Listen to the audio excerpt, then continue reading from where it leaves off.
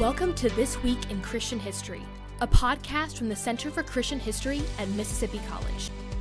The Center for Christian History is dedicated to expanding knowledge and understanding of Christian history. Our mission is to provide a scholarly, unbiased look at the events, figures, and movements that have shaped Christianity over the centuries. You can visit centerforchristianhistory.com for daily historical highlights.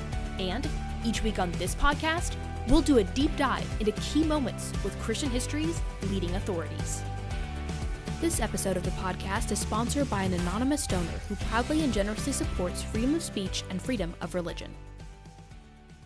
First up on our list of historical highlights for the week and the subject of our deep dive is the Council of Nicaea, the first meeting of delegates representing most areas of the Christian world. The meeting began on May 20th, 325 AD. It was called by Emperor Constantine to settle the Arian controversy, which arose when several church leaders questioned if Jesus Christ was truly the divine Son of God. By the end of the meeting, they concluded that he was. Next up on our list is Samuel B. Morse, who is well known for inventing Morse code and the telegraph.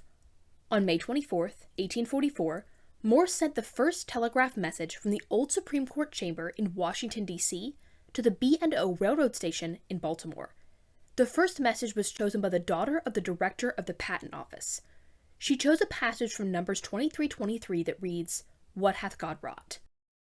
Last up on our list of historical highlights for the week is Anglican scholar William Paley, who was one of the greatest Christian apologists. Paley argued against the deists of his day. He claimed that divine revelation for the existence of God was as valid an argument as the appeals to logic and reason that the deists made. Paley's book, A View of the Evidences of Christianity, was required reading for all students attending Cambridge, where he taught philosophy and Greek. He himself was a graduate of Christ's College at Cambridge. Paley died on May 25th, 1805, and his portrait now ironically hangs a few feet from Christ's College's most famous alumnus, Charles Darwin. Today in our deep dive, Nick Walters, director of the Center for Christian History, talks with Blair Smith of Reformed Theological Seminary, Charlotte, about the Council of Nicaea.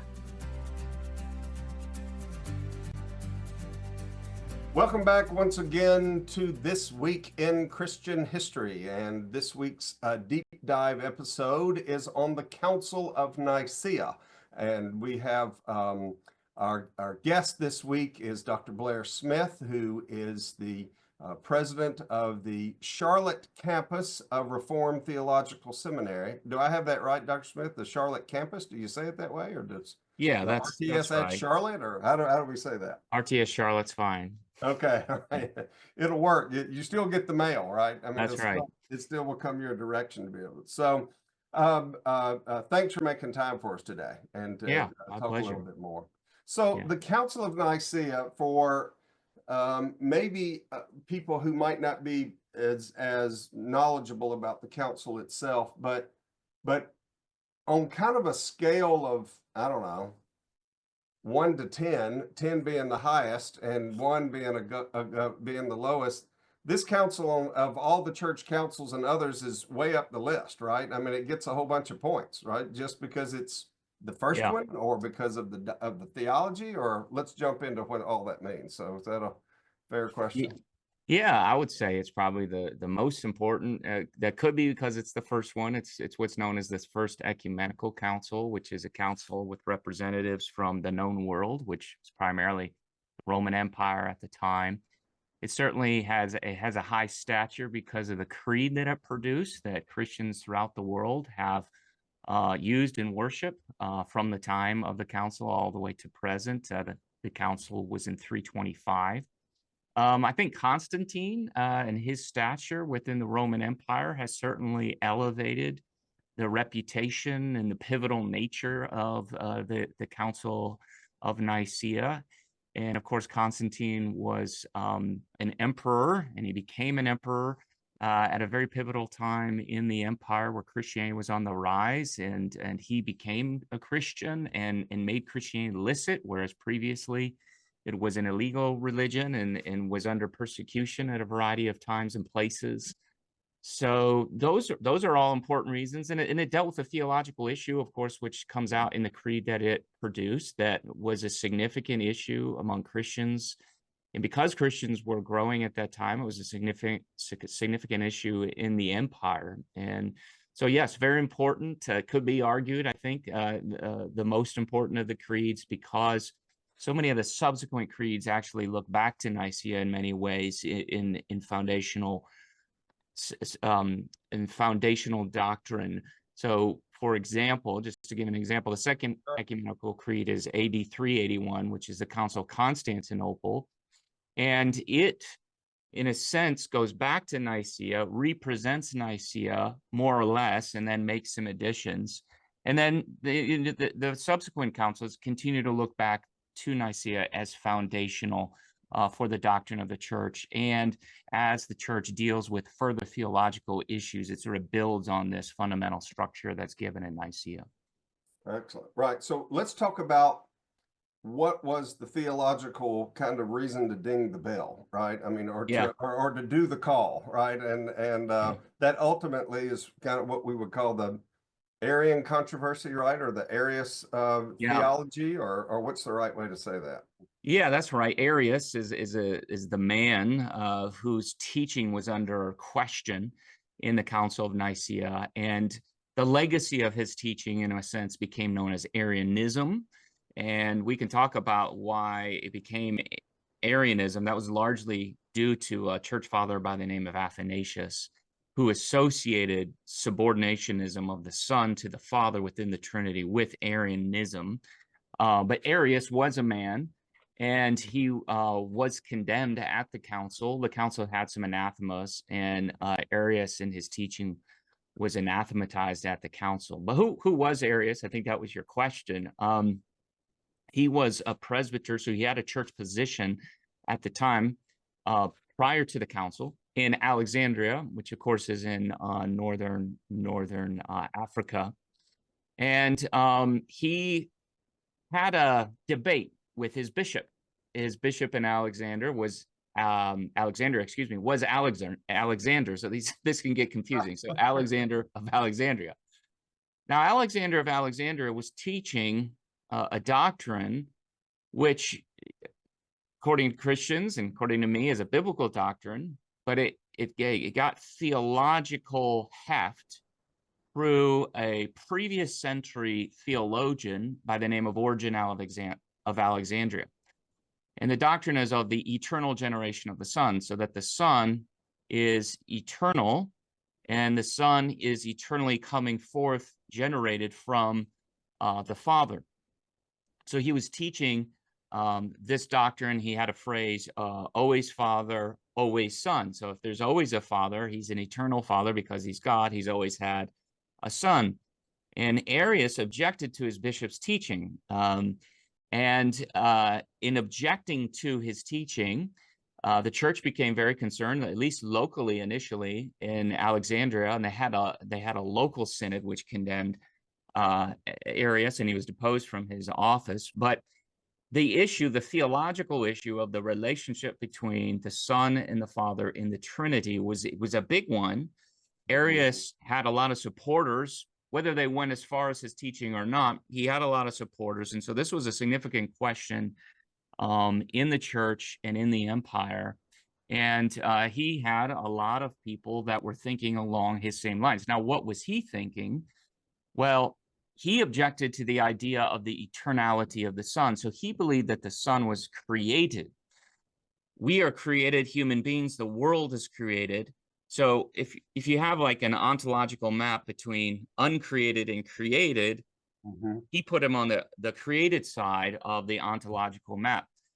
At the same time, he had this space in ontology between fully God and created. And so he believed the Son was created, but he was created before the world, and he was divine in some way, just not as fully divine as the Father. So he did not share in divine being in the full sense that the Father did.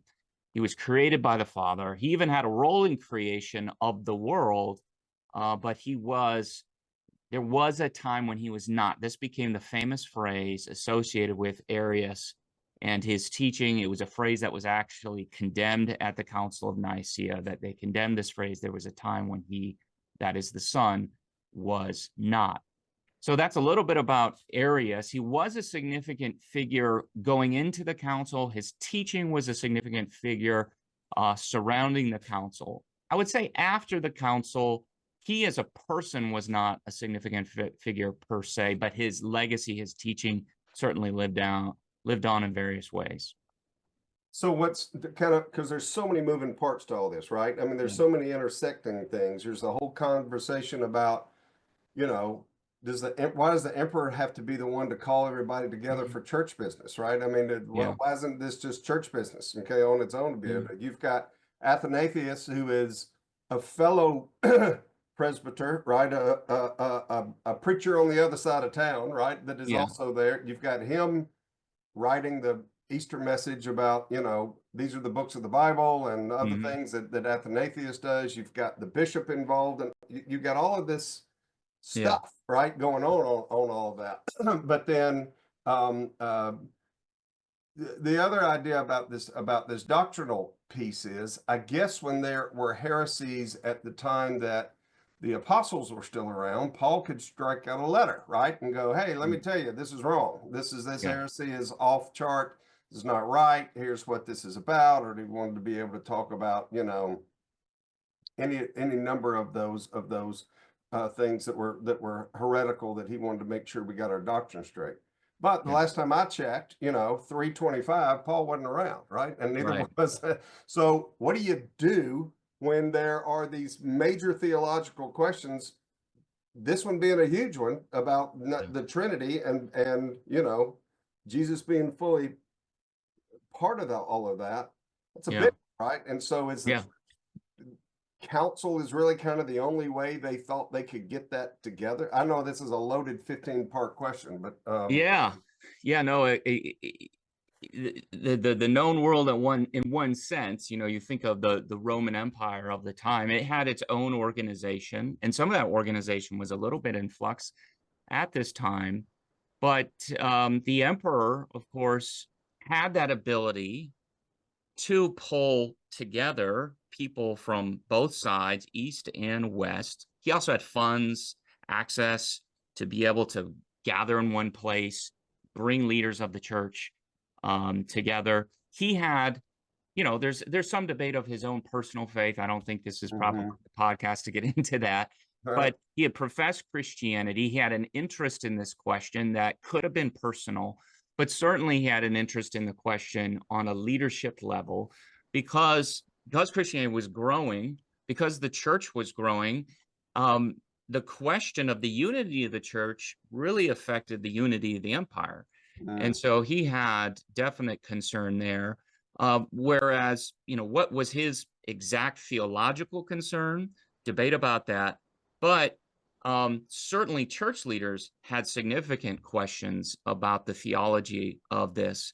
And I think Constantine's, he knew he wasn't a theologian. He needed advisors, and he wanted to call on those that were trained in scripture, trained in theology, to be able to discuss and debate this question and make some decisions. And so it was an ecumenical council. It had, you know, there were hundreds there, you know, by tradition, 318, you know, there's debates exactly how many were there, leaders of the church, but they came, they discussed, they produced a creed, they supported certain teaching about the Son's relationship to the Father, which they believed was expressive of biblical revelation, and then condemned that which they saw as contrary to that, which was heretical.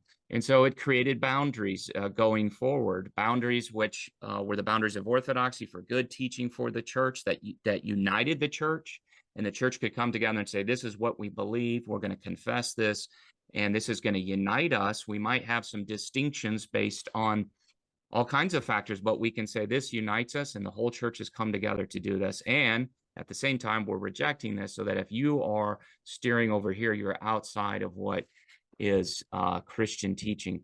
And it's undeniable Constantine, from a leadership perspective, you know, had a crucial role in convoking the council, pulling it together. He was there, but he certainly had theological advisors and those that were leadership of the church that were contributing to the overall conversation. And one of those that was present, but was not a bishop at the time, was the one you mentioned, Athanasius. So Athanasius was theological secretary, we could think of him in some ways, to his bishop, Alexander, who was present there.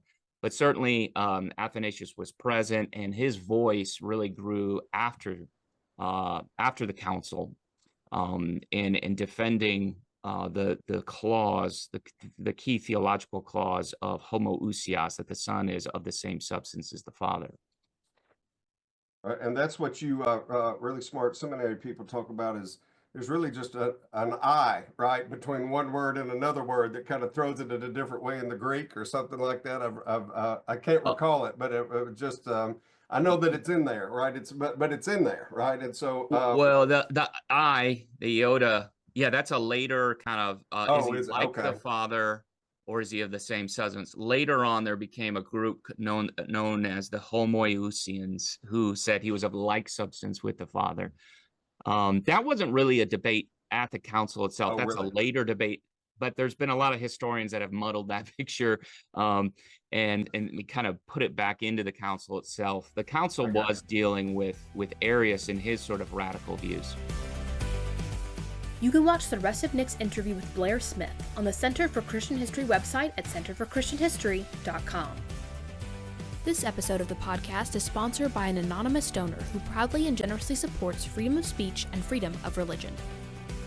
This Week in Christian History is produced for the Center for Christian History by Blue and Gold Media at Mississippi College, in cooperation with the MC Department of Communication. For episode transcripts and more information, visit centerforchristianhistory.com. Be sure to subscribe on Spotify, Apple, YouTube Music, or wherever fine podcasts are found.